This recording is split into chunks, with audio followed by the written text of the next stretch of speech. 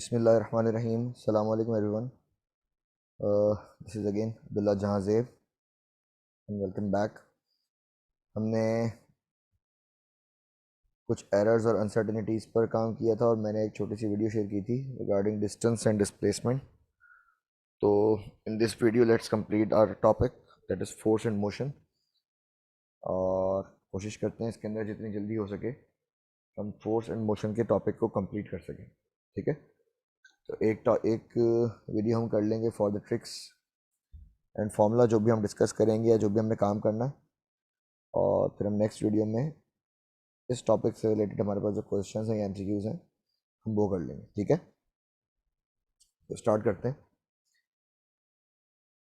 Okay जी, देखिए in the case of force and motion कुछ बेसिक बातें हैं वो तो मैं स्किप कर रहा हूँ, जैसे what is state of rest, what is state of motion, और हम डायरेक्टली इसको स्टार्ट कर लेते हैं फ्रॉम रिलेटिव मोशन।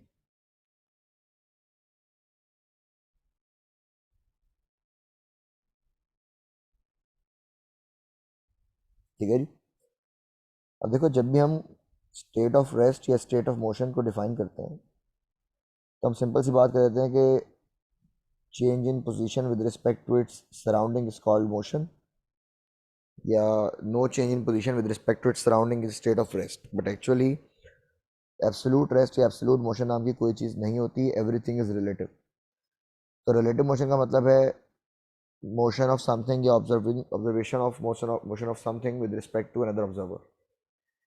यानी फॉर एग्जांपल अगर मैं कहता हूँ कि एक ऑब्जेक्ट ए है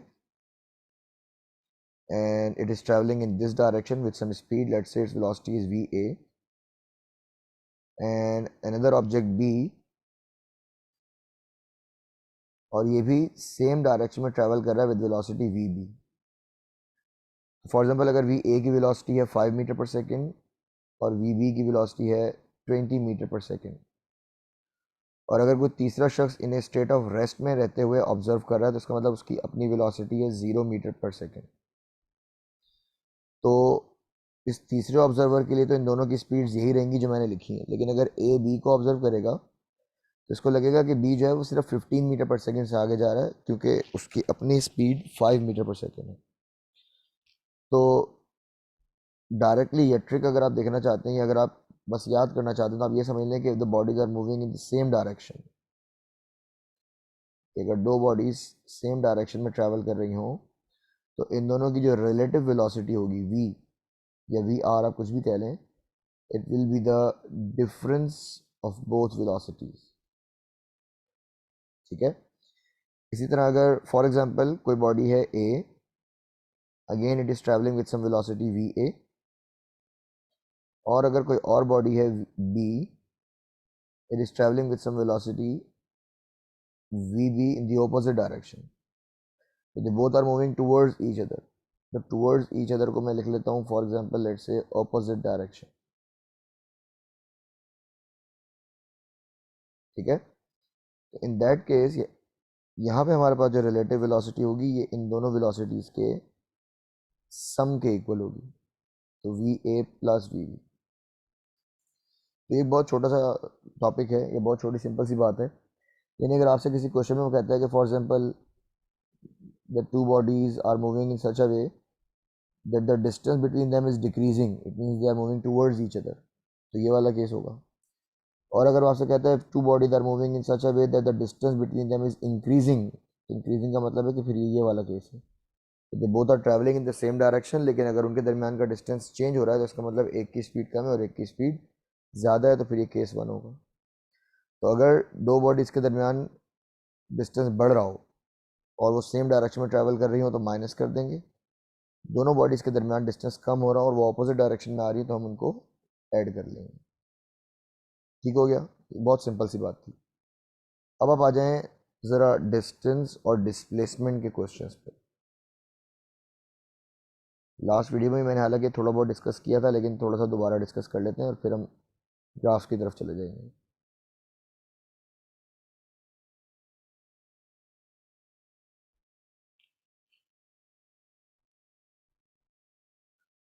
लेकिन they both are very simple topics. For example अगर मैं बाय डेफिनेशन बात करता हूँ तो डिस्टेंस की अगर हम बात करें तो it is only the path followed, बस दैट्स इट, और कुछ नहीं है। यानी किसी भी दो पॉइंट्स के दरमियान आप जो पाथ फॉलो करते हैं दैट इज़ डिस्टेंस। और अगर हम डिस्प्लेसमेंट को डिफाइन करते हैं तो displacement is the shortest distance between two points. मैं खाली कीवर्ड्स लिख रहा हूँ, मैं इतनी डिटेल में इसको नहीं लिख नहीं रहा, लेकिन मैं आपको एक्सप्लेन कर देता हूँ। फॉर एग्जांपल अगर हम किसी पोजीशन की रिस्पेक्ट से दो पॉइंट्स कंसिडर कर रहे हैं, for example let's say this is point A and this is point B, तो इन पॉइंट ए और बी के दरमियान ना कई रास्ते हो सकते हैं। अगर मैं कोई एक रैंडम पाथ सिलेक्ट कर लेता हूँ, ये वाला, it doesn't have any particular direction, so this is the distance. ठीक है, इसमें हम टोटल लेंथ कवर करेंगे। लेकिन अगर मैं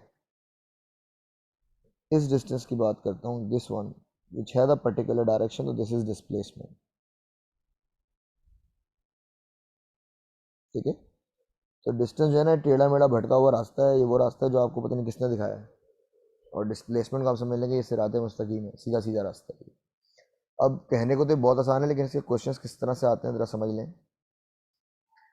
कि फॉर एग्जांपल अगर मैंने किसी चीज़ को, ये चलें अगर हम सर्कुलर मोशन की बात करते हैं पहले, ये हमारे पास एक सर्कल है और इस सर्कल को मैंने with respect to origin plot किया हुआ। ठीक है, तो let's say this is the centre, हम ओ कह लेते हैं, this is point A and this is point B. तो ओ से लेकर ए तक भी रेडियस है और ओ से लेकर बी तक भी रेडियस है। अब फॉर एग्जाम्पल अगर आपसे क्वेश्चन में कहता है कि a body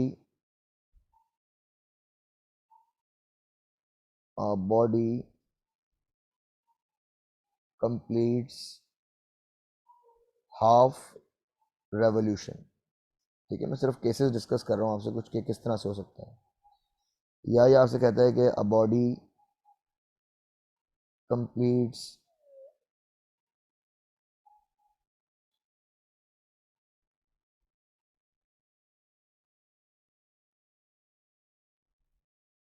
quarter of revolution. या अगर आपसे कहता है कि अ बॉडी कंप्लीट्स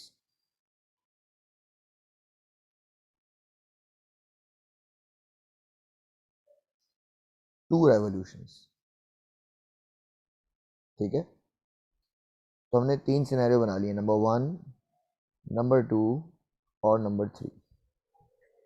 तो अगर हम पहले वाले सिनेरियो को डिस्कस करें तो if a body start moving, a body starts moving from A, तो हाफ रेवोल्यूशन का मतलब है कि ये ए से होता हुआ यहाँ से ये यहाँ बी पर आया है। ठीक है, यहाँ से होता हुआ यहाँ आया है, तो डिस्टेंस का तो मतलब होगा कि मुझे इस कर्व पाथ को फॉलो करना पड़ेगा। तो अगर अगर फॉर एग्जांपल मैं डिस्टेंस कैलकुलेट करता हूँ फॉर दिस केस, तो half revolution means half of circumference 2 pi R, ये बनेगा सिर्फ पाई आर।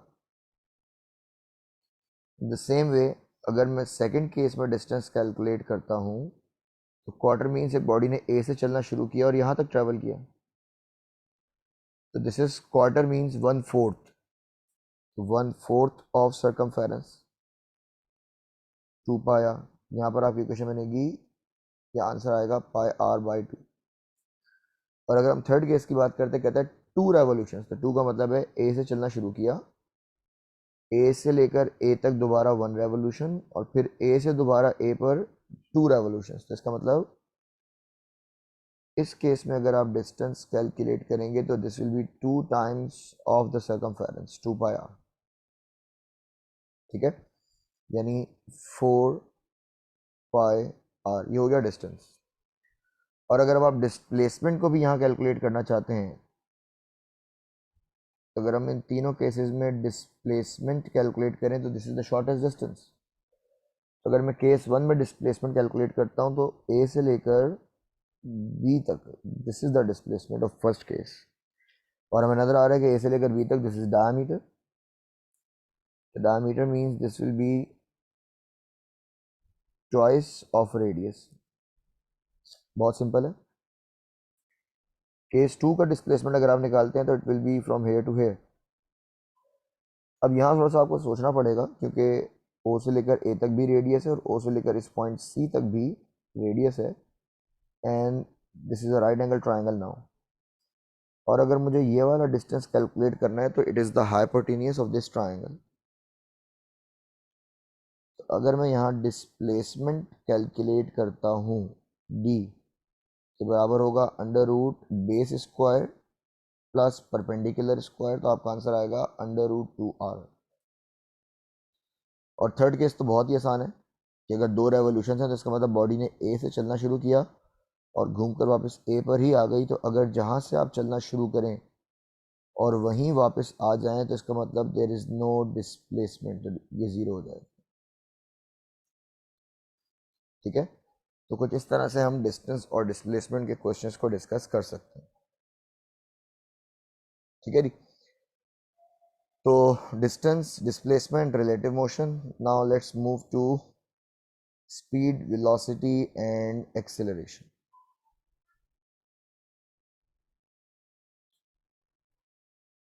ओके.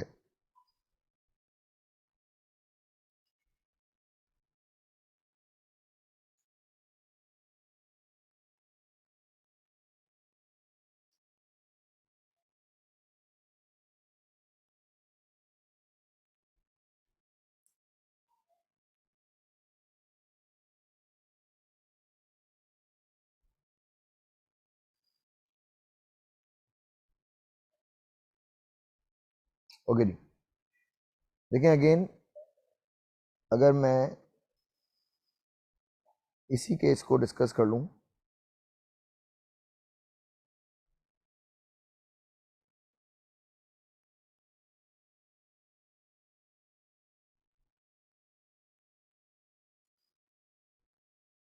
ओके. तो अगर मैं यहाँ से इस चीज़ को स्टडी करूँ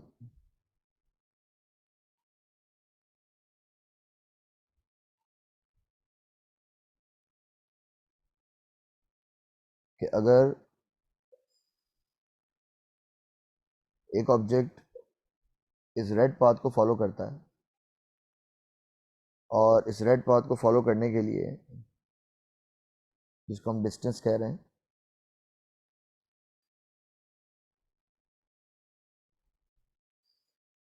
एक बॉडी अगर इस डिस्टेंस को कवर करती है 5 सेकेंड्स में और दूसरी बॉडी कवर करती है 10 सेकेंड्स में तो ऑब्वियसली जिसने कम टाइम लगाया वो तेज़ी से चल रही है या स्पीड ज़्यादा है उसकी.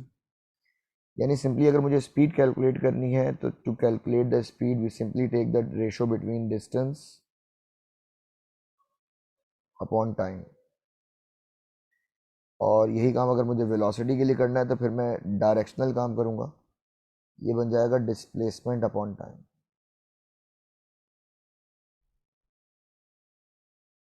ठीक है. अब इसमें इनकी क्या क्या टाइप्स हैं, क्या कैटेगरीज हैं, उस डिटेल में मैं नहीं जा रहा. जैसे फॉर एग्जांपल अगर मैं यूनिफॉर्म स्पीड की बात करता हूँ तो यूनिफॉर्म स्पीड का मतलब है कि सिर्फ मैग्नीट्यूड ऑफ स्पीड चेंज नहीं होगा. लेकिन अगर मैं यूनिफॉर्म वेलोसिटी की बात करता हूँ इसका मतलब है ना तो मैग्नीट्यूड चेंज होगा ना डायरेक्शन चेंज होगी. जैसे फॉर एग्जांपल अगर आपके पास कोई सर्कुलर पाथ है तो यहाँ पर हर पॉइंट पर हमारे पास जो वेलोसिटी की डायरेक्शन है वो चेंज होगी लाइक दिस. तो अगर अगर बॉडी कुछ इस तरह भी मूव कर रही है कि यहाँ पर स्पीड है 5 metre per second, 5 metre per second, 5 metre per second and 5 metre per second. So this is a case of constant speed but variable velocity because the direction is changing. ठीक है. तो इसमें ये डिफरेंस है इसको हम ध्यान में रखेंगे. अच्छा यहाँ पर हमारे पास अब जो सबसे इंपॉर्टेंट केस है ना जिसके हमारे पास क्वेश्चंस आते हैं या जो हमें समझने हैं जिनके लिए हम ये काम कर रहे हैं वो है एवरेज स्पीड.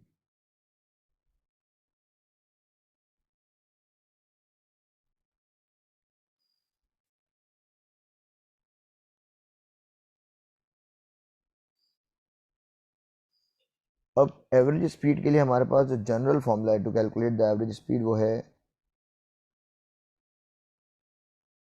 टोटल डिस्टेंस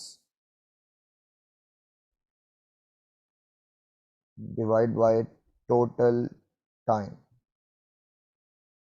ठीक है, अब यहाँ पे मैं एक छोटी सी बात या छोटी सी ट्रिक आपसे शेयर कर लेता हूँ कि अगर for example we have some distance और यहाँ से लेकर यहाँ तक, इसको मैं ए कह लेता हूँ, इसको मैं बी कह लेता हूँ, the total distance is S और सी इनका मिड पॉइंट है।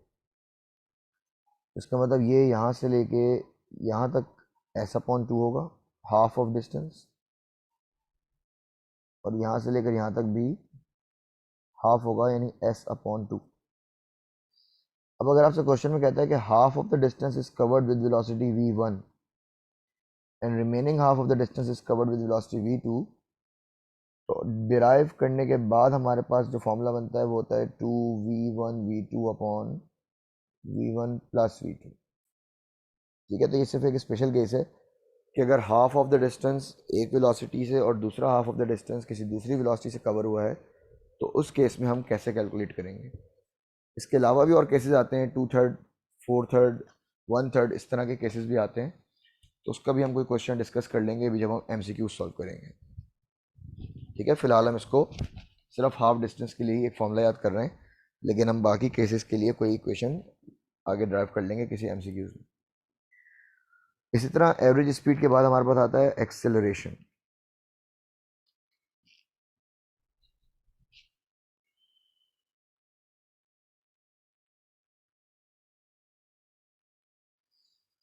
अब एक्सेलरेशन का भी एक बहुत स्पेशल केस है। देखिए, again by definition it is very simple कि जब हम एक्सेलरेशन को डिफाइन करते हैं तो हम सिर्फ इतनी सी बात कर देते हैं कि it is the rate of change of velocity.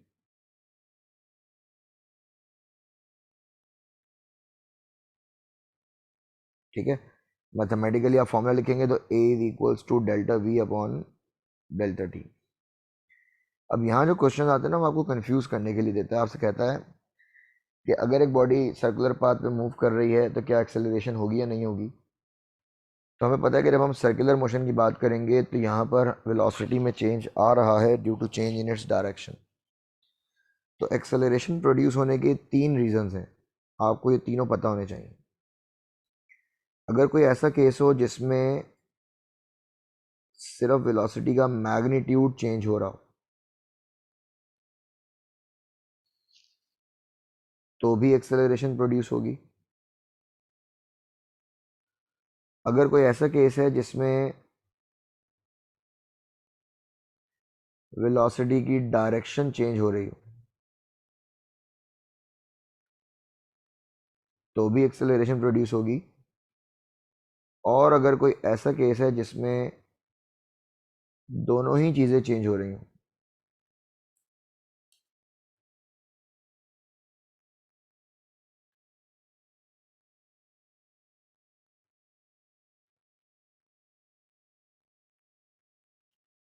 Direction और वेलोसिटी, तो यहाँ पर भी एक्सेलरेशन प्रोड्यूस होगी। ठीक है, तो ये बहुत सिंपल सी और रिलेटेड सी चीज़ें हैं जिन्हें हमें याद रखना होगा। ठीक है जी। अगेन फिर इसके आगे इसकी भी कुछ टाइप्स हैं, acceleration, D acceleration, uniform acceleration, variable acceleration. मैं उसकी भी डिटेल में नहीं जा रहा। एक छोटी सी बात बस आप समझ लें, भले वो वेलोसिटी हो, भले वो एक्सेलरेशन हो, भले वो पावर हो, कोई भी चीज़ हो, अगर इंस्टेंटेनियस वेलोसिटी और एवरेज वेलोसिटी बराबर है, तो इसका मतलब वो जो बॉडी है it is moving with constant speed या यूनिफॉर्म वेलोसिटी। इसी तरह अगर इंस्टेंटेनियस एक्सेलरेशन या एवरेज एक्सेलरेशन बराबर है, तो body is moving with constant acceleration. ठीक है, मैं ये मिटा देता हूँ, एक दफ़ा की बात काफ़ी है। यानी किसी भी पैरामीटर पे जो कि मोशन से रिलेटेड हो या मैकेनिक्स में पावर ही क्यों ना हो, अगर इंस्टेंटेनियस और एवरेज इक्वल है तो इसका मतलब जो भी काम हो रहा है वो कांस्टेंट रेट पर हो रहा है, भले वो वेलोसिटी हो, भले वो एक्सेलरेशन हो, भले वो पावर हो। तो इसका भी MCQs कई मरतबा रिपीट हो जाता है। ठीक है। तो आई थिंक ये डिस्टेंस, डिस्प्लेसमेंट, स्पीड, वेलोसिटी और एक्सेलरेशन के कुछ केसेस हमें समझ में आ गए। अब हम करेंगे डिस्टेंस टाइम ग्राफ। ठीक है, यानी डिस्टेंस टाइम ग्राफ और वेलोसिटी टाइम ग्राफ की जो कैलकुलेशंस आती हैं, अब हम ज़रा उसको डिस्कस करते हैं कि उसमें किस तरह के क्वेश्चंस हमारे पास आ सकते हैं या ग्राफ्स का हमारे पास यहाँ पे क्या रिलेशन बनता है। ठीक है जी, ओके। देखें, एक बात आप समझ लें पहले, सिंपल सी, ग्राफ को समझें पहले आप। हमें अगर ग्राफ समझ में आ गया तो फिर केसेस करना हमारे लिए कोई मसले वाली बात नहीं है।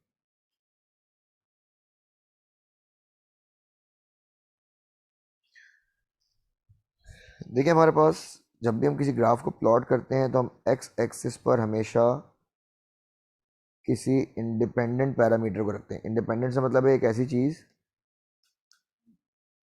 जो किसी पे डिपेंड ना करती हो, जिसका चेंज होना किसी और के चेंज होने पर डिपेंड ना करे। लेकिन वाई पे हमेशा हम ऐसी चीज़ को प्लॉट करते हैं जो किसी और चीज़ पर पूरी तरह डिपेंड करती है। ठीक है, अब मैं ना यहाँ कुछ बातें छोटी सी डिस्कस करूँगा आपसे, आपने इनको अच्छे से समझना है। अगर आप मैथ्स के स्टूडेंट हैं तो फिर तो आपके लिए बहुत आसान है, लेकिन अगर आप बायो के हैं तो आपको ये समझना पड़ेगा। हम एक टर्म यूज़ करते हैं ग्राफ्स के केस में, उसे हम कहते हैं ग्रेडियंट या स्लोप। ग्रेडियंट और स्लोप, तो इस ग्रेडियंट और स्लोप को हम m से भी रिप्रेजेंट कर सकते हैं। इसका फॉर्मूला होता है y2 minus y1 divide by x2 minus x1, यानी इन सिंपलेस्ट वे हम इसको delta y upon delta x लिखते हैं। Change in y axis with respect to change in x axis. और अगर आपको एंगल गिवन हो with respect to x axis तो इसके लिए हम एक फॉर्मूला tan ऑफ थीटा भी इस्तेमाल कर सकते हैं। ठीक है, अब इससे पता क्या चलता है, ये बहुत इंपॉर्टेंट है, इसको समझें। तो फॉर एग्जांपल अगर मैंने कोई ग्राफ प्लॉट किया है इस तरह यहाँ पर, तो आप देखेंगे बिल्कुल हॉरिजॉन्टल लाइन है ये। तो इस हॉरिजॉन्टल लाइन का मतलब है कि जब मैं यहाँ पर स्लोप कैलकुलेट करूंगा तो इस लाइन का स्लोप आएगा 0। इसी तरह अगर मैं कोई लाइन इस तरह ड्रॉ करता हूँ,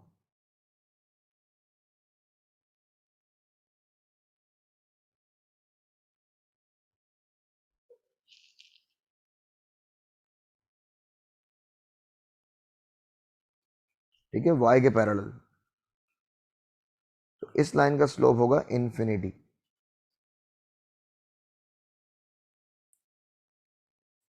ठीक है, यानी एक लाइन अगर x एक्सिस के पैरेलल है तो इसका स्लोप 0 होगा, अगर y के पैरेलल है तो इसका स्लोप इन्फिनिटी होगा। अगर मैं कोई लाइन इस तरह से ड्रॉ करता हूँ,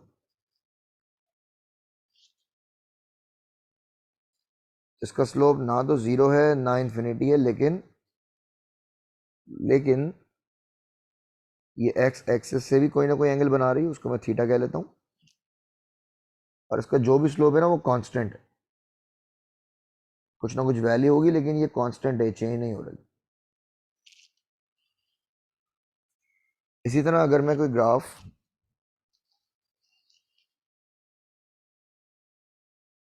इस तरह का बना लेता हूँ, तो आप देखिए जो मैंने ग्रीन कलर से ग्राफ बनाया है ना, ये आहिस्ता आहिस्ता 0 को अप्रोच कर रहा है, तो इसका मतलब इसका जो स्लोप है वो डिक्रीज हो रहा है।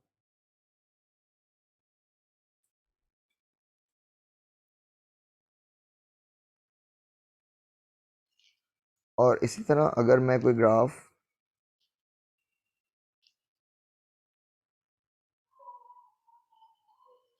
ऐसा बना लेता हूँ, तो आहिस्ता आहिस्ता ये इन्फिनिटी की तरफ जा रहा था, तो इसका मतलब इसका जो स्लोप है वो इंक्रीज हो रहा है।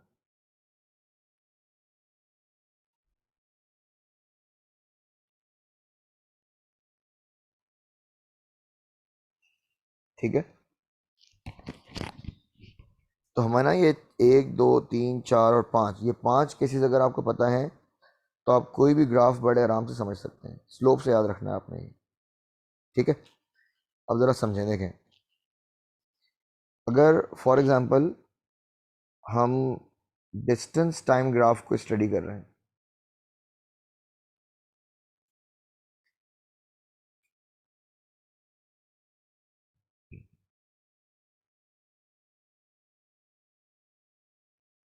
जिसे हम dt ग्राफ भी कहते हैं,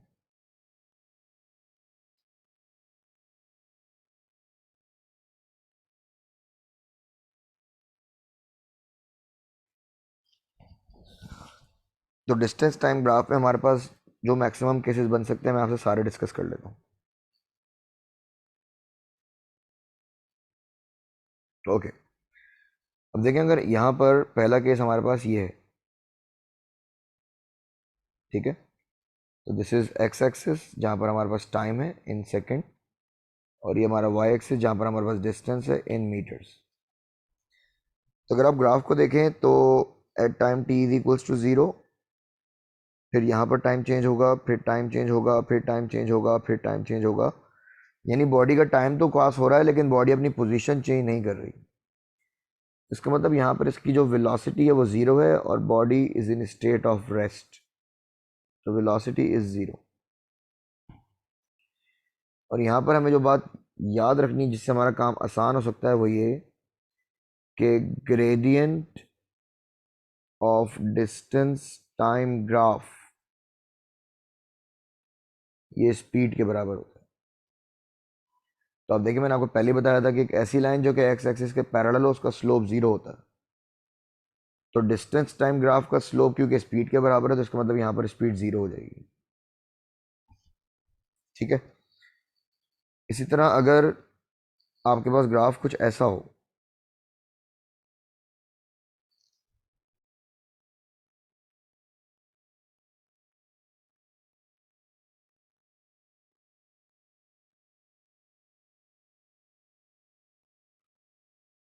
दोबारा से हमारे पास time along X axis, distance along Y axis, लेकिन अब आपके पास जो ग्राफ है वो कुछ इस तरह से,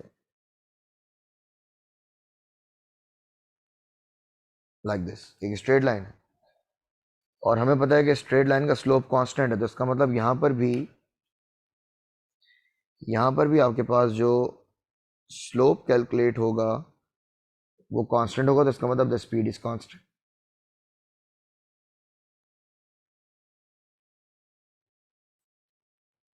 ठीक है। सिमिलरली नंबर 3,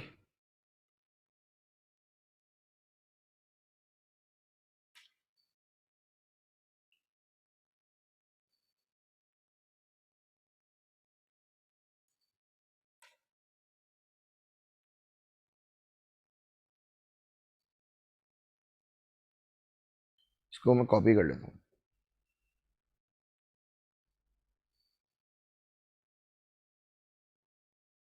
ओके, तो time in seconds, distance in metres, और अब अगर हमारे पास जो ग्राफ है वो कुछ ऐसा है, तो आप देखें विद रिस्पेक्ट टू टाइम इसका जो ग्रेडियंट है, इसका जो स्लोप है वो इंक्रीज हो रहा है, ठीक है, जैसे हम ऊपर बात करके आए थे। तो स्लोप इंक्रीज होने का मतलब है कि यहाँ पर स्पीड इज इंक्रीजिंग।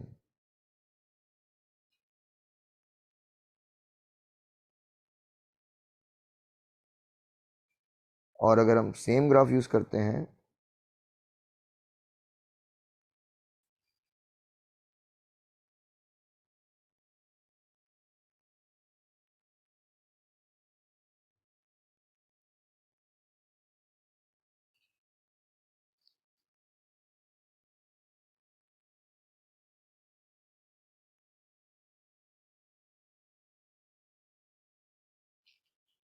यहाँ पर,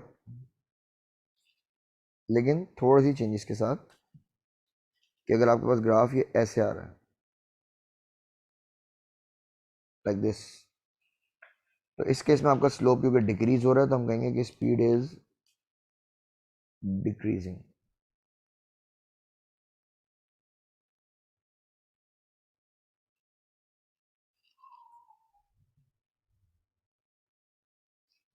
ठीक है,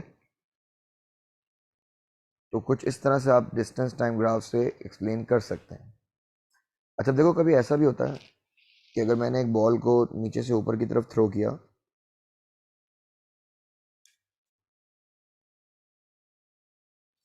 और फिर वो बॉल वापस नीचे आ गई, इसका मतलब एक दफ़ा हाइट बढ़ी और फिर एक दफ़ा हाइट कम हो गई। ठीक है, एक दफ़ा हाइट बढ़ी और फिर एक दफ़ा हाइट कम हो गई। या ऐसा भी होता है कि कोई बॉडी स्टेशन ए से या किसी पॉइंट ए से चलकर पहले बी पर गई और फिर बी से चल के दोबारा वापस ए पर आ गई। अब अगर मैं इस जर्नी को कहीं प्लॉट करता हूँ डिस्टेंस टाइम ग्राफ से,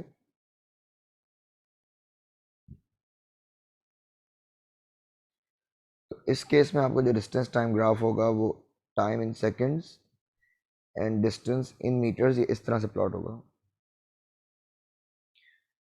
अब यहाँ पर क्या होगा कि जब हम बॉल को थ्रो कर रहे हैं या बॉडी ए से बी की तरफ जा रही है, तो आपकी जो डिस्टेंस है विद टाइम वो बढ़ेगा और फिर distance with respect to time दोबारा कम हो जाएगा। तो इसका मतलब this is the journey from A to B for example, and this is the journey back from B to A. तो इस तरह के ग्राफ में, डिस्टेंस टाइम ग्राफ में खाली मैं बता रहा हूँ, इसका मतलब होता है ये टोटल जर्नी है। मतलब ये बॉडी पहले एक पॉइंट से दूसरे पॉइंट तक गई है, फिर दोबारा बॉडी भी से पोजीशन, सेकंड पोजीशन से दोबारा अपनी इनिशियल पोजीशन पे वापस आ गई है। तो ऐसे केस में हम ये बात याद रखेंगे कि नेट डिस्प्लेसमेंट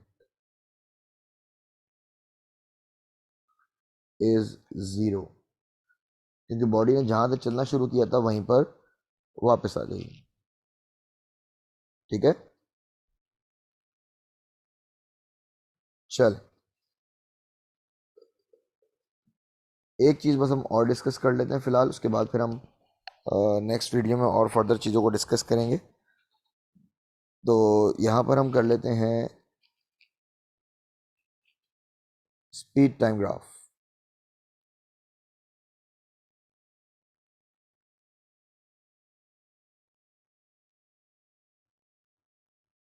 और ये ज़्यादा इंपॉर्टेंट है, ग्राफ का क्वेश्चन अगर इस टॉपिक से आता है तो स्पीड टाइम से आता है। देखें, यहाँ पर भी हमें इसी तरह दो बातें याद रखनी पड़ेंगी जैसे हमने लास्ट में अ, एक छोटी सी बात याद रखी थी ग्रेडियंट के हवाले से। तो यहाँ पर हमें ये वाली बात ध्यान में रखनी है कि अगर हम स्पीड टाइम ग्राफ का ग्रेडियंट लेते हैं, यानी gradient of speed time graph, तो ये बराबर होता है एक्सेलरेशन के, यानी delta we upon delta T. दूसरी बात यह कि अगर हम area under the graph calculate करते हैं,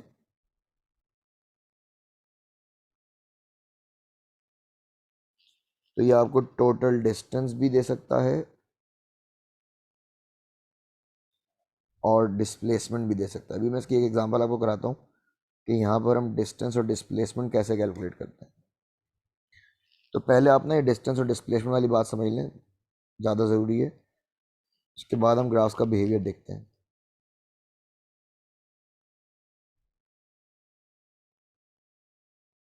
okay, this is time along x-axis in seconds,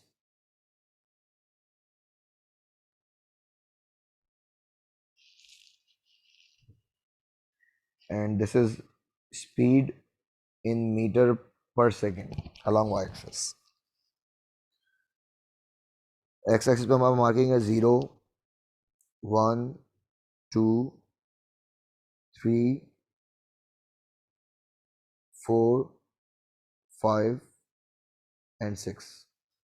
और यहाँ पे हमारा मार्किंग है 5, 10, 5 एंड 10।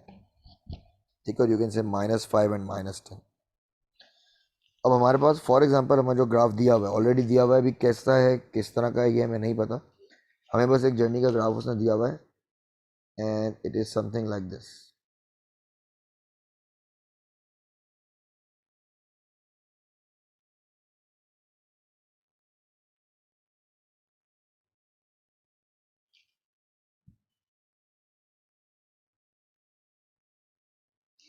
ठीक है, it is something like this.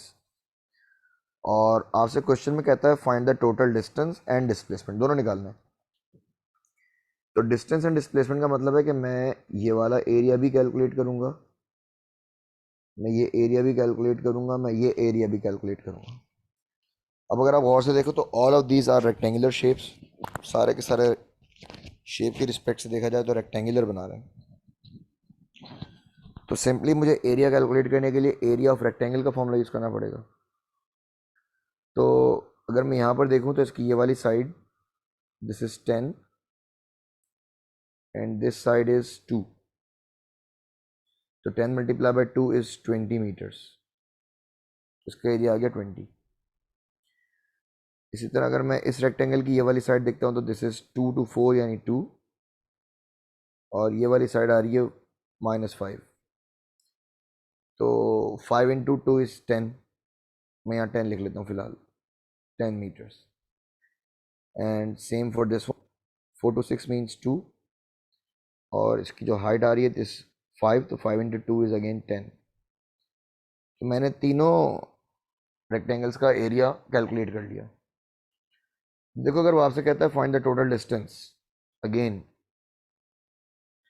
Distance में हम पॉजिटिव नेगेटिव नहीं देखेंगे, just add all of them, तो इट विल बी 20 + 10 + 10, तो answer is 40 metres. But if they ask for displacement, तो यहाँ पर आपके पास जो पॉजिटिव है वो ऐड होंगे, और जो नेगेटिव है below the mean, below the axis है, उसे माइनस कर देंगे, तो इट विल बी 20 + 10 - 10, तो हमारा आंसर आएगा 20 मीटर्स। ठीक है, यानी मैंने इन दोनों को तो ऐड कर दिया, लेकिन मैंने इसे माइनस कर दिया। तो डिस्प्लेसमेंट और डिस्टेंस कैलकुलेट करने के लिए ये हमारे पास एक बहुत सिंपल सा तरीका है। ठीक है,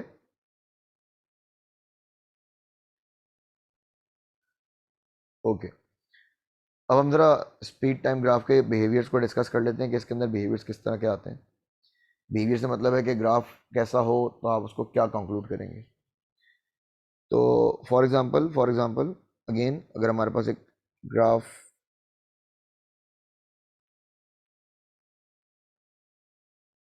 इसको मैं पहले कॉपी कर लूँ, हमें बहुत 3-4 जगह चाहिए होगा।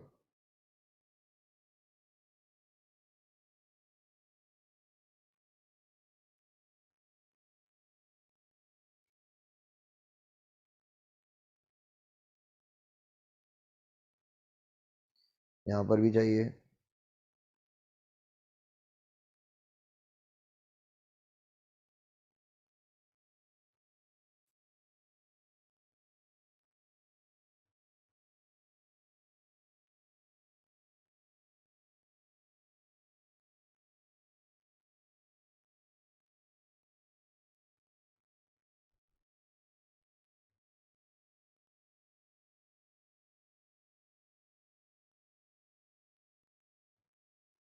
चलो देखते हैं, अगर और चाहिएगा तो दोबारा ड्रॉ कर लेंगे। अब यहाँ पर जैसे अगर हमारे पास दोबारा स्पीड टाइम ग्राफ है, this is time in seconds, speed in metre per second,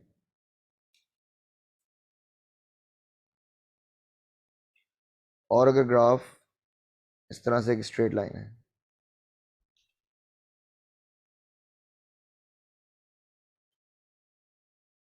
अब दोबारा इसको हम स्लोप से ही समझेंगे ताकि हमारा काम जल्दी जल्दी हो जाए, because the gradient is acceleration. अब यहाँ पर अगर क्योंकि ग्रेडियंट जीरो है, एक हॉरिजॉन्टल लाइन है, ग्रेडियंट इज जीरो, तो यहाँ पर स्पीड इज कांस्टेंट,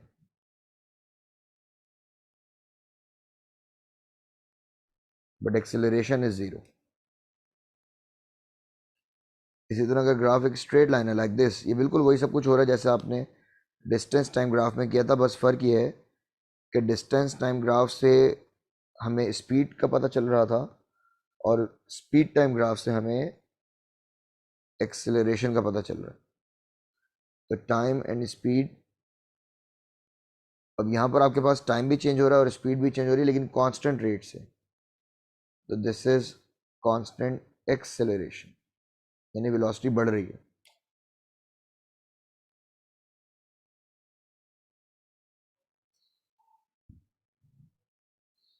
इसी तरह यहाँ पर दोबारा time in seconds, speed in metre per second, और अब हमारे पास ग्राफ कुछ ऐसा है।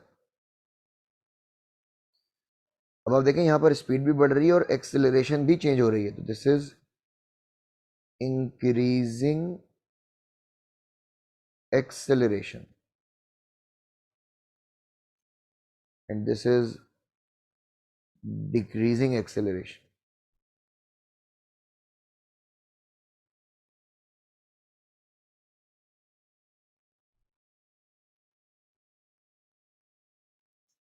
ठीक है,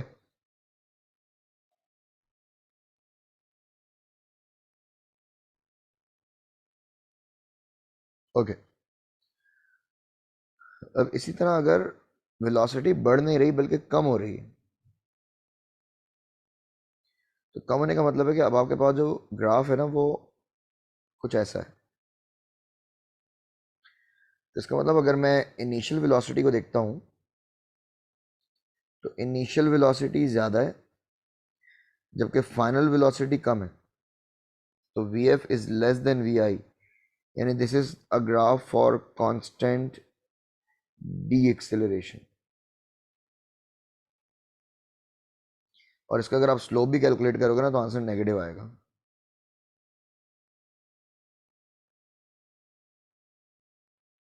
ठीक है, तो इस तरह से हमारे पास स्पीड टाइम ग्राफ के कुछ केसेस हैं जो हमसे क्वेश्चन में वो पूछ सकता है। एक केस मैं आपसे डिस्कस कर लेता हूँ कि पेपर में अगर आपसे इस तरह का सवाल आ जाए, जैसे आपसे कहता है कि आपके पास एक बॉडी है जो कि इस तरह से मूव कर रही है कि पहले उसकी एक्सेलरेशन ज़्यादा है फिर उसकी एक्सेलरेशन कम है। तो ग्राफ से हमें उसका कैसे पता चलेगा? हम सिर्फ उसका स्लोप प्रिडिक्ट करेंगे, एस्टिमेट करेंगे, क्योंकि इसका स्लोप ज़्यादा है। यानी अगर फॉर एग्जांपल इसे मैं A1 कह लेता हूँ और इसे मैं A2 कह लेता हूँ, तो A2 ज़रा ज़्यादा हॉरिजॉन्टल है और A1 ज़्यादा स्टीपल है, तो इसका मतलब A1 की वैल्यू A2 से ज़्यादा है। तो कुछ इस तरह से भी हम अपने ग्राफ को आइडेंटिफाई कर सकते हैं कि हमें किस ऑप्शन की तरफ जाना चाहिए। ठीक है, तो फिलहाल इसको यहीं तक रखते हैं। इंशाल्लाह नेक्स्ट वीडियो में फिर मैं आपको बताऊंगा कि किस तरह हमें इक्वेशंस ऑफ मोशन को इस्तेमाल करना होता है, डायनामिक्स में हम किस तरह फोर्सेस को यूज़ करते हैं, और फिर हम इसके कुछ क्वेश्चंस करेंगे। ठीक है जी, चलें, अल्लाह हाफिज़।